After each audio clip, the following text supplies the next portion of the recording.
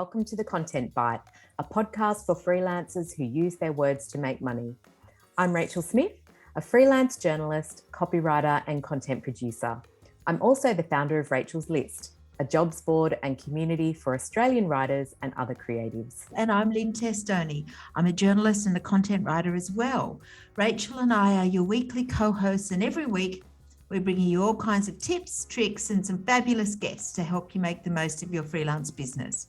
This podcast is sponsored by our good friends at Rounded, easy accounting and invoicing software made just for Australian freelancers and sole traders. It's everything you need to make freelancing easier. Find out more at rounded.com.au. Also, if you're a gold member of Rachel's List, Rounded is giving you 20% off an annual subscription plan. Upgrade to gold membership for all the details. Hi, Lynne. Hi, everybody out there listening. We're back again for another episode. Exactly. Hi, Rach. Nice to see you again. And I'm always so excited, but this week I'm really excited about our guest today because I love having successful freelancers on the pod. But also she's in your industry, so that makes it in my even niche, more which interesting. is great. Yeah. And I always get a buzz out of hearing how different people make their living. It's really good. It's quite inspiring, I think, and so interesting. Yeah, absolutely. We are chatting today to Annie Reid, and we're going to drill down into her experience a little bit as a freelancer and a writer. But before we get her in the hot seat, I'll just share a quick bio for Annie first. Annie Reid is a senior journalist, copywriter, and published author with a niche in property, design, and architecture. She founded her business, Atrium Media, in 2009, and she's been writing for 20 years on many of Australia's largest selling newspapers, design magazines around the world, and she's also worked as a copywriter for organisations and agencies. Annie wrote her first book in 2009, which sparked a passion for ghostwriting and a knack for turning words into commercial books on bookshelves. She writes property, business, and lifestyle books, coffee table books, and memoirs, and partners with publishers including Major Street Publishing, Hardy Grant, Publish Central, and Wiley. And she is growing her book collaborations in her colour-coordinated bookshelf. I don't have one of those, but I want one. Welcome, Annie. Thank you for having me. I have a color coordinated bookshelf, which is, I don't know why I do. Actually, it's my daughter did it and it was her thing and I quite like it. I think the two of you being interiors writers, that doesn't surprise me one bit, that you both have color coordinated bookshelves. Yeah. Although I'm not as bad as some stylists I know. I don't know if Annie knows them. And some of them turn their spines inwards so that all the pages are out and it looks really tidy. But I mean, what's the point if you can't see what books they are? Yeah, it can make it a bit hard trying to find the books that you want because they could be in the green section or they could be in the white section. I haven't memorized the spine colors. They look very pretty. Yes, they do. They look very pretty. Okay, so tell us a little bit about yourself, Annie, because you've been freelancing for quite a few years now. So how did you start and who are you writing for at the moment? Well, I started my passion for writing when I was really young. So I was about 14 when I just knew that I wanted to be a journalist and a writer. My grandfather was a journalist and an author, and it's always felt like it was never a choice. It's just how it is. So I graduated, and then I was offered a cadetship with Fairfax Community Newspapers, which I did for a couple of years. It was a really good training ground. And then my next goal was to go to England by the time I was 25 and work as a writer overseas. So I packed my suitcase and left the country and left my job. And then I was hit by the stark reality of working as an Australian writer overseas. I got rejection after rejection after rejection. But finally I got a job on a really luxury homes magazine. And I'd done a little bit of property writing in Melbourne for Fairfax, but then this was just a whole new world. I used to get sent on press trips around Europe to Mallorca and Hungary, Ibiza, France, looking at how the other half lived, basically. And I just found it completely fascinating. So I came back home, and then I just loved the idea of freelancing and the master of my own destiny and having complete freedom and control rather than being tied to a publication and only having kind of a set pathway. I wanted to write for whoever I wanted. So I just set the ball rolling with reaching out to editors. I wrote in newspapers, for The Age and the Herald Sun, the Australian leader newspapers, and then decided I really wanted to start focusing on interior mags. I used to go to the newsagent and then look at who the editor was in the magazine, and then I would write it down, make a list, and just reach out to them and just harass them, basically. And I kept my spreadsheet, and then I just gradually built up the contacts and the networks, constantly pitching. And just as we were talking before, I don't know if there were other ways to do it, but that's just the way I thought that would work. And going out and meeting people, and again, just making sure I kept notes of who I was meeting and following up, and then that built up the network and then the work. And then always wanted to write books. I had an opportunity to write one in 2009, which was fabulous. And then that led to more. Oh, wow. And now I'm always working on a book, at least one or two. And then I split my work between my copywriting work, my editorial work, and my book writing work. Wow. What a great mix. Yeah. For me, it's the diversity of work that keeps things interesting, but also allows for plenty of flexibility across those three sectors or formats of writing. Weren't you lucky as well to find your passion, like the niche that you were really passionate about, in your 20s? I think some people struggle with that, and they do bounce around, and it can be a hard learning curve. But are you finding there's loads of work? Because I know that you did your cold calling and you're reaching out to editors, but now is there none of that because it just all comes to you? I think, in a way, I think the hard work in my 20s and 30s laid the groundwork for that strong network of people and work and contacts to just continually feed into my own work. So I guess now while I have steady work that's always coming in, for me, the focus is always on challenging myself and how I can try and build on what I've done to try new things and, push myself into a zone that I might not be comfortable with. So, for example, I wrote a memoir for someone last year in an area that I wasn't really familiar with at all. Yep. It was quite personal, very intimate, and I was not sure I should go ahead and do it because it's quite removed from property, but it was brilliant, and it was such a great experience, and I'm glad I put myself up for it. So it comes in different ways, but I've always said that if you're good at what you do, then you're never out of work. Yeah, that's nice. I also think, going back to that sort of idea about the book project, my philosophy has always been about stretching yourself one thing at a time. So obviously you're pretty good at writing books now. So to change the subject matter means at least you know the medium well.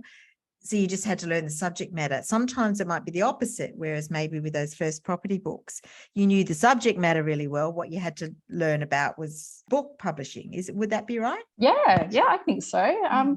It does always feel like every book and every project is a learning experience. So I think I have a format. Yes. And then another book comes along that completely changes it, or the client's completely different to work with, or I have to interview 50 people like the one that I've just done. And then all of a sudden, the processes that you set in place for the last book doesn't work for this one. So in a way, that pushes you out of your comfort zone as well, because you have to adapt and be flexible to what is going to yield the best outcome working with the client. So it's always changing. But that's exciting, isn't it? Yeah. I think it's changed so much. I think we were saying offline that we all have kind of written a lot in that interior space. I don't do so much of it anymore.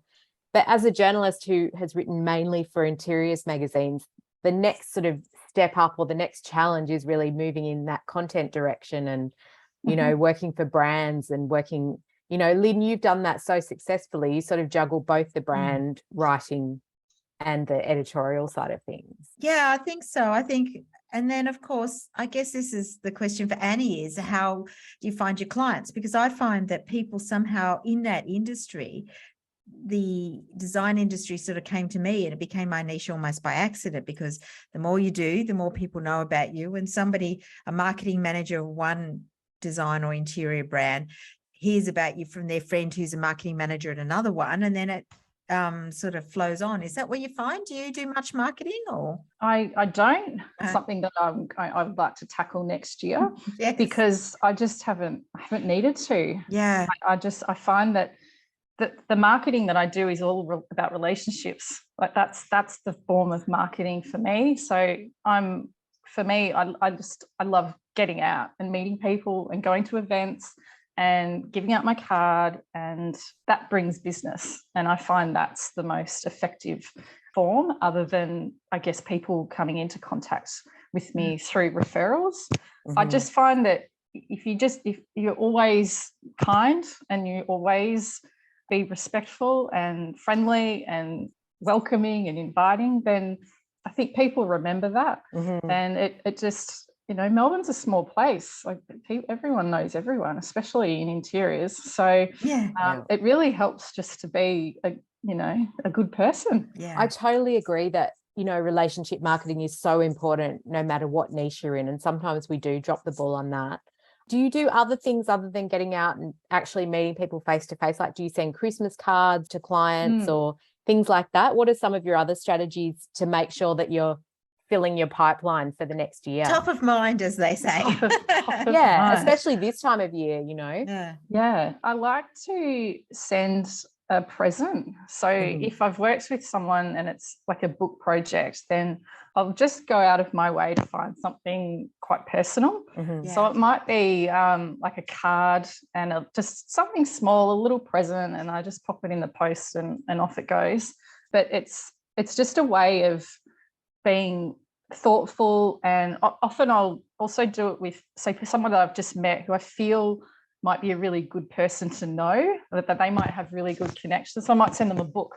And, it might cost me a little bit sending a hardcover book, but it just sets you up for, it's a little bit strategic, and it might lead to other things because they're very well connected. So I do enjoy, and I like buying presents for people as well. So I like doing that. I've also invested in Asana and Dubsado. They're my two big things that I did this year, looking at how I can streamline my processes, which then frees up my time so that then I can do some of those marketing activities. I have a MailChimp newsletter that I send out. Haven't been as strict with sending it out in recent years, but I have just had it redesigned and rebranded, and that's a really good way of staying in touch with clients as well. I don't really like bombarding people with content. So many people say, well, no one reads anything anyway, so what's the point? And then I just think, oh, what? I know it's true, but I don't need to hear it all the time. So I definitely think people read newsletters. And I know they read clients. Yeah, your clients will be thinking, oh, Annie did, X, Y, Z for so-and-so, and maybe we could get her to do something similar. Yeah. So it's just about being visible. Yeah. Yeah, absolutely. You send a newsletter, Lynn, don't you, to your clients? I don't do that, but I probably should. Well, I have, but I must admit this year I've been pretty slack. I haven't done much this year, but then I'm also like Annie, that I've got so much work coming to me. I'm always a bit worried about doing it in case I get too many more calls, because I'm close to capacity all the time at the moment. Yeah, that's right. Well, Annie, tell us a bit about the difference between coffee table books, writing a coffee table book, as opposed to, a memoir, which you were talking about earlier. Is there, I imagine it's streets apart, really. So I guess if you think of a coffee table book, it's a visual product. It's quite a high-end product with hardcover and beautiful imagery throughout. So working on a coffee table book is a much more of a visual team who brings that book to life, because you have the book cover designer and then another designer for the internals, and then the layouts as well as the narrative. So there's a lot more connection with the images to the words, because you're buying it to look at the pretty pictures as well as to read the story. So it lends itself really well to architects and designers, the work that I do in the building industry, because architects want to show off their best stuff. So that works hand in hand. A regular book with a publisher is obviously that the focus is more on the narrative. So it's there's less of that involvement with the book design, and you can really focus on the narrative and the story and how that unfolds. They tend to be longer as well. So a coffee table book might be maybe 40,000 words, whereas a traditional book could be anywhere up to 100,000 words, but roughly maybe 60 or 70. They're wonderful to work on because you can really get under the skin of something. You can really explore something, without really having a word limit to work against you. You can really flesh things out, and they're really intimate processes because you're working so closely with someone. And that's the part that I love is really the collaboration and the partnership, because the better the relationship you have with your client, the better the outcome, because they're going to tell you things that they might not tell someone else. And in fact, sometimes that's what happens. They'll start telling you things that they haven't even told their partners or their families because, maybe they haven't had the opportunity to. So it's a really enriching process that I'm just, every one I do, I just love them. Live in that world. Yeah. Do you find though you have to block it out? So if you're on a book, you want to stay in the flow of that book, but you have other work to manage? How do you juggle the different work? I always have other work on. So I'm strategic with how I manage my time. So I have a weekly operating rhythm timetable that I had a VA set up for me earlier in the year, and that's been amazing. So now I can look at my timetable, and it has work chunks mapped out that I can spend on client work. And so I also worked out that I work super well in the mornings, not very well in the afternoons. So I make sure that all the work I do on intense writing is done as early as I can manage it. And then I'll block out time for book work. So I could usually do maybe 2 hours at a time before I start kind of seeing things. And then and then I have to manage the other work as well. So it's always like a bit of a juggling act, really. My life. As are all of ours. Throw in a couple of kids and and a side hustle. Well, you sound really busy. Tell me a little bit about Dubsado, because I've been on the receiving end of it. A few photographers use it. And I really like it. Do you think does that help structure things as well? Yeah, because it automates things. So I had a VA set it up for me, and they can set up workflows. So you can decide how the kind of clients that you work with. So I have a workflow for copywriting, for book writing, and then depending on what sort of copywriting it might be, I have a workflow set up for the different kinds of copywriting that I do, the more common ones like websites. And then you have a lead capture form on your website, and then the clients fill out the form and what service they're into, and then that kicks off this automated process to feed them through your sales pipeline. So it sends them a, thanks for being interested. Here's something to fill out, book your discovery call. And then if they're interested after that, you can send them the proposal, and that's all populated. So you can have the different price points within that. And then through to onboarding, if they're happy with that, they sign the proposal, and then through to onboarding. And then once the onboarding finishes, then that's obviously you're off Dubsado because you're off and running within the production. And then you could kick in a project management tool. Like I use Trello for book projects. I know I've got Asana as well, but I tend not to use Asana for project management. And then you can get them back to Dubsado for offboarding, which is invoicing, all that testimonials, sort of stuff. And then even set it up for having them ask them like to email them in a year's time, say, hey, you know, if you've got anything else, I'm here. Wow. How fascinating. That sounds like such a time saver. It is. I just can't believe it. I just wish I'd had been able to do something like this, you know, like 10 years ago when you're just setting up. And I was thinking about this the other day, but you don't, because I didn't want to spend the money on these systems and processes, because I'm building things up. And then you get to a point where you're like, well, when you actually start listing all of this admin that you do in your business, you're like, what am I? Like, I'm spending hours on this stuff. Yeah. It needs to go. Come on.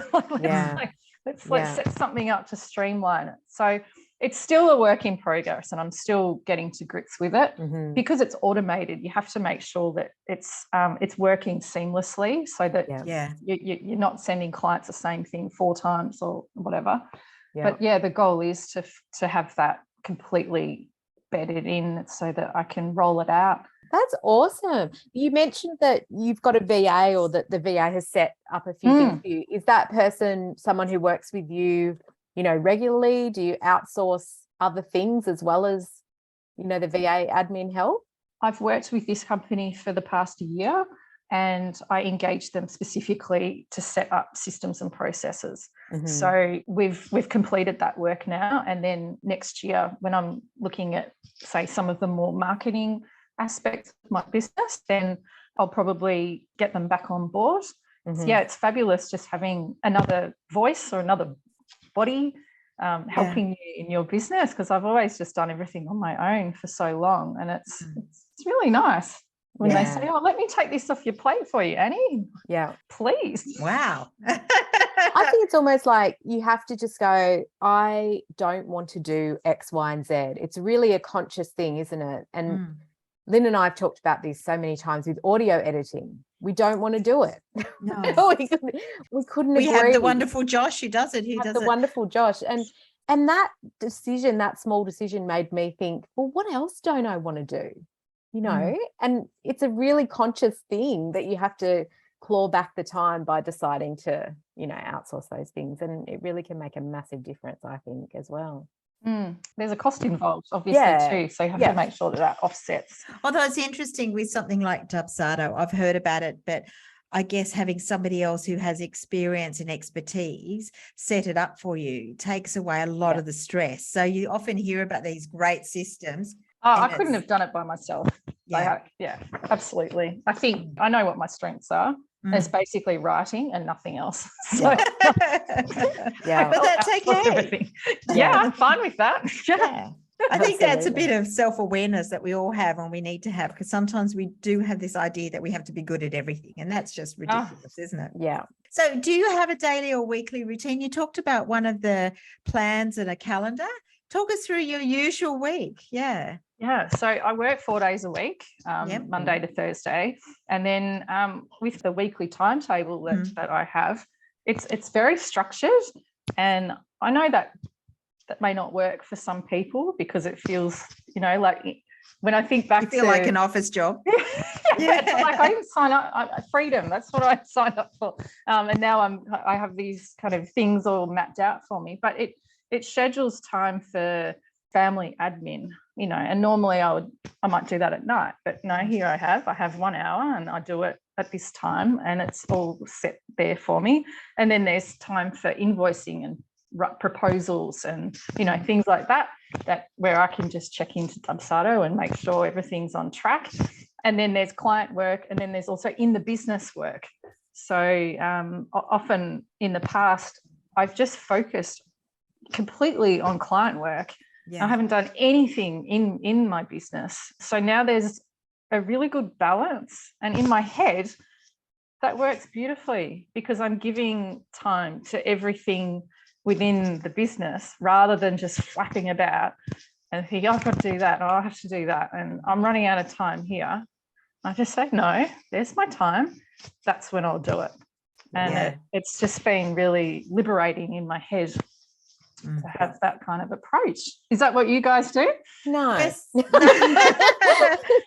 I have my day scheduled. I'm a bit all over the shop. Are you? Yeah, but because there's so many different moving parts to Rachel's list and to my work, that I I have like a multiple systems for managing it all, like hard copy and online, and a diary and lists and stuff like that sort of holds it all together.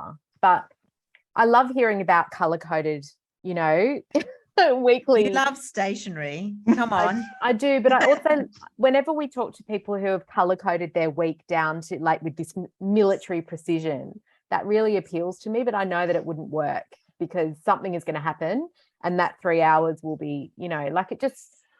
My week is constantly changing, even, from hour to hour sometimes, because the job might come in, but I might need to negotiate with a job poster, and that takes an hour and a half to get that sorted. And then the VAs take over, but then I'm behind with something else so it's, yeah. Lynne, you probably have more of a structure than I do. I do. Well, I do tend to do, like Annie, I work better in the morning. Yeah. And so I try and do all my writing in the morning, and then the afternoon I try and do the admin-y type stuff. And I do, if I can, I schedule my interviews with, for case studies and things in the afternoon. So I leave that. Yeah. But that's generally how I work. And I do tend, but I don't always do it. I try and take Friday afternoons off because I just find at the end of the week, I'm just done. Yeah. And sometimes I'll do invoicing or something that doesn't require a lot of, like creativity or thought. But yeah, I do find that works. And I don't think I like structure, but I do like that structure around me so I can be more creative within it, if that makes sense. Yeah. I like the idea of Friday. I've just started sending the wrap up at 3:00 because that is a cutoff. That's the end of you. To be at 6. So my afternoon would drag out, and I'd pick up Charlie from school and race home, and I'd still be working for a few hours. And now it's like, no, that's scheduled for 3. That's the end. And it is a really good thing to do, I think.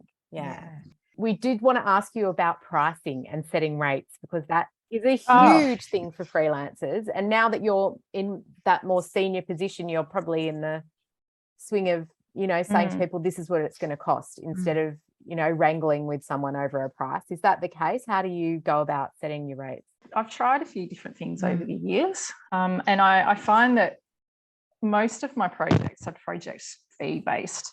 So I have a proposal and I charge a flat rate. Now I find that seems to work the best, regardless of whether it's an agency, it's a book client or a private copywriting client. I have tried packages where you might book me for, say, half a day or a day, but I just find that, I don't know whether it's because it's within the property industry, that they need you for a project. That's generally how it works. So I guess what I tend to do is I don't just charge, say, for the time that I'm writing. I take into account the briefing, the call. There's like a bit of a faffing fee as well that I put on the end. And then I have rounds of reviews. So sometimes it looks like it's quite a big number. And I've gotten to the point now where I send it. I'm like, right, that's what it costs, and I'm going to send it. And so I find I do miss out on some things, but I figure that that's quite healthy. I don't want clients to be agreeing to every single job, because then I think, maybe I'm not charging enough if they're all very happy to pay that. So I'm happy to take the hit on a few, because then at least I know that I'm probably where I need to be price-wise. But I find as you get more experience, you have other issues, because I look at things like profit margin, and I look at how I can, if I'm bringing in subcontractors, then how I work out that margin of whether I'm still making money on projects. And I feel like there's another realm of, I guess, pricing that I never factored when I was younger. I just used to, oh God, I think I just used to hope and pray that someone would pay me. Well, I think that sort of, besides the writing, that's a really good thing, because I think a lot of us that have come from like a journalism media background, where you might be paid like $50 an hour, but that's when all the invoicing and all the interviews, they're all into that. Whereas sometimes we don't realize tax, all that sort of stuff has to go on top of that. So really you're looking at basically $100 an hour to to earn $50 an hour. You have to Yeah. charge all Yeah. those extra costs that are incorporated into an in-house sort of job. Yeah, it's funny. I'll tell you something. When I first started freelancing, I had a mentor who I still talk to a lot these days, and he said to me, Annie, this is in 2008 when I'd come back from London. I was freelancing and I was just starting out, and I said, I don't know how much to charge. What should I charge my hourly rate? He said, $190. That's what you should charge. And I hadn't even got one client, and I fell off my chair. I thought, you can't be joking. And so I did. I actually did. I had a bathroom client, quite a big retail brand, and I did it, and they paid it. And then I think over the years, I sort of thought, I feel like that's quite high. And this was like 10 years ago, and now that I'm much more experienced, I know my value. I charge more than that now, but it's just such an interesting journey to learn about pricing and where you sit, and everyone's different. Parts of writing are different too. Like there's, PR writing is different compared to copywriting, compared to editing, proofreading. It's hard to know, but I think if you've got 10 years experience, you should be charging accordingly. Yeah, for sure. I mean, you've got nearly 15 years experience, running your business. So what are some of the things that you would tell new freelancers? What would really save people time, the lessons that you've learned over the years, I guess? I think if you're really just starting out, I think showing up and building relationships. I think writing is as much as you are sitting behind a keyboard, you're writing about people. Like it's a people business. So you need to get out and be around people and soak up the energy and connect, get their cards, follow up. I just think that's fundamental to starting a successful freelancing business. That would be my first tip. And I guess what works really well for me early on is that diversification. So not just tying yourself down to one type of work. And I'm not necessarily talking about niching, because I think that's also can be really valuable, but more different types of copywriting. So looking at, book writing, which can start early on in your career, but, that's great because it's quite lucrative. But then, if you're just starting out doing journalism work and you're getting paid per word, it's really hard to make money. I don't know how I managed in my 20s. Well, the pay rates were way higher. They were $1 a word, Annie. And just being really, just having your eyes open. Like listen to what people are saying and take opportunities. And don't be afraid to just ask the question. Wow. Yeah, that's great. Thank you. We talked a little bit about digital tools as well with Dubsado and stuff. But you said before offline there are a couple of others that you use. Yeah, I'll show you. I've got a digital recording pen that I use. I've got it here.